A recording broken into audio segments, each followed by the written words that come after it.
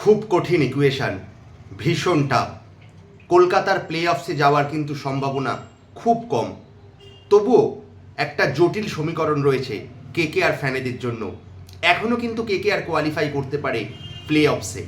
তবে গতকালের ম্যাচটা, পাঞ্জাব এবং লখনৌ সুপার জায়ান্টসের ম্যাচটা, যদি পাঞ্জাব হেরে যেত বা লখনৌ সুপার জায়ান্টস জিতে যেত, তাহলে হয়তো কলকাতার পথটা একটু আসান হতো। তবে সব কিছু ডিপেন্ড করছে আজকে বিকালে রাজস্থান রয়্যালস এবং মুম্বাই ইন্ডিয়ান্সের মধ্যে ম্যাচটা। এই ম্যাচটায় যদি রাজস্থান রয়্যালস জিতে যায় তাহলে তো everything is clear, Rajasthan Royals হয়ে যাবে চতুর্থ টিম।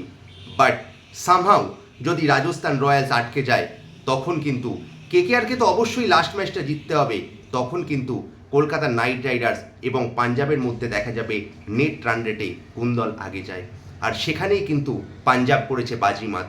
তারা কিন্তু নেট রান রেট +0.3, গতকালের ম্যাচটা 196 চেস করছে 18 ওভারে। ক্যাপ্টেন শ্রেয়াস আয়ার, সরপঞ্চ সাপের দুরন্ত শতরান। আসলে এইখানেই কলকাতা মার খেয়ে যাচ্ছে, যেখানে 196 রান 18 ওভারে চেস করছে, ক্যাপ্টেন 51 বলে 101 রানের ইনিংস খেলছে। আর সেইখানে গত ম্যাচটা যখন আমরা সুযোগ পেয়েছিলাম মুম্বাই ইন্ডিয়ান্সের 146 রানটা তাড়াতাড়ি চেস করার, সেখানেও কিন্তু আমরা নিয়েছিলাম 18.5 ওভার্স। অর্থাৎ একটু যদি কলকাতা ম্যানেজমেন্ট ক্লিয়ার হতো যে নেট রান রেটটা কিন্তু এগিয়ে রাখা যেত, তাহলে এখন হয়তো পাঞ্জাবের সঙ্গে সমানে সমানে চলতো কলকাতা নাইট রাইডার্স। তাই আজকের ম্যাচটা কিন্তু নিজেরাই নিজেদেরকে একটা অস্বস্তিকর পজিশনে নিয়ে এসেছে। এখানে কিন্তু অবশ্যই একটু দোষ দিতে হবে কলকাতা ম্যানেজমেন্টের। তবে we are hopeful, we are বাঙালি।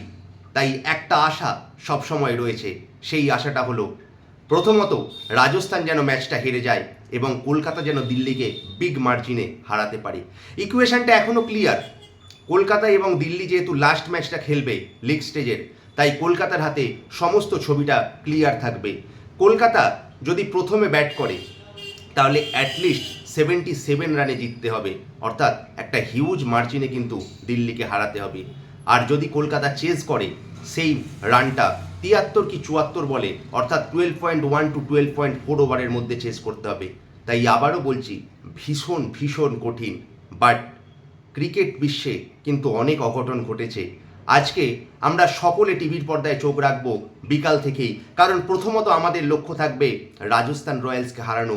মুম্বাই ইন্ডিয়ান্সের হয়ে আজ কিন্তু কয়েক কোটি বাঙালি কিন্তু আজ চিয়ার করবে মুম্বাই ইন্ডিয়ান্সকে, যেন মুম্বাই ইন্ডিয়ান্স জিতে যায়, রাজস্থান রয়্যালস যেন হেরে যায়। তবে সেখানে সবথেকে বড় বাধা হবে সেই 15 বছরের বৈভব সূর্যবংশী। এবং তারপরে সন্ধ্যের দিকে যেন অবশ্যই দিল্লি যেহেতু অফিসিয়ালি এলিমিনেট হয়ে গেছে, দিল্লিও কিন্তু চাইবে তারা যেন তাদের দর্শককে একটা গিফট দিতে লাস্ট ম্যাচটায়। কিন্তু ঘরের মাঠ কলকাতার ইডেন গার্ডেন্সের মাঠে কলকাতা নাইট রাইডার্স যদি একটা অঘটন ঘটাতে পারে, অঘটন তো নয়, কলকাতা যেই রকম খেলছে 7টা ম্যাচের মধ্যে 6টা জয়লাভ, অসাধারণ পারফরমেন্স। শুধু একটু ক্যালকুলেশন, একটু যদি আরও আগে থেকে ইনিশিয়েটিভ নেক্সটটা নেওয়া যেত, তাহলে হয়তো আজকেই নেট রান রেটের চরক ধাঁধায় পড়তে হতো না কলকাতা নাইট রাইডার্সে। বাট এনিওয়ে, আমরা এখনও বিলিভ করি কলকাতা নাইট রাইডার্স যে অবস্থাতেই থাকুক, প্রথমে ব্যাট করুক বা চেস করুক, যে মার্জিনটা আমাদের দরকার সেই মার্জিনটা যেন কলকাতা নাইট রাইডার্স অ্যাচিভ করতে পারে। রাজস্থানের হার, কলকাতার সেই জয় কিন্তু এখনও পৌঁছে দিতে পারে কেকেআরকে প্লে অফসে। ইকুয়েশন কঠিন, অত্যন্ত কঠিন, কিন্তু ক্রিকেট যেহেতু অনিশ্চয়তার খেলা, কে বলতে পারে আজকের রাতের ভিডিওটা হয়তো cheer up for KKR, play অফসে কেকেআর। তাই বন্ধুরা, সকলে প্রে করো, সকলে আশা রাখো কলকাতা এখনও কোয়ালিফাই করতে পারে প্লে অফে। তো আজকের মতো বন্ধুরা ভিডিওটা এটুকুই। আশা করছি ভিডিওটা আপনাদের ভালো লেগেছে। যদি ভালো লেগে থাকে একটু লাইক করে দেবেন, চ্যানেলে প্রথমবার এলে চ্যানেলটিকে সাবস্ক্রাইব করে পাশে থাকা বেল আইকনটা প্রেস করতে কিন্তু একদম ভুলবেন না। নমস্কার বন্ধুরা।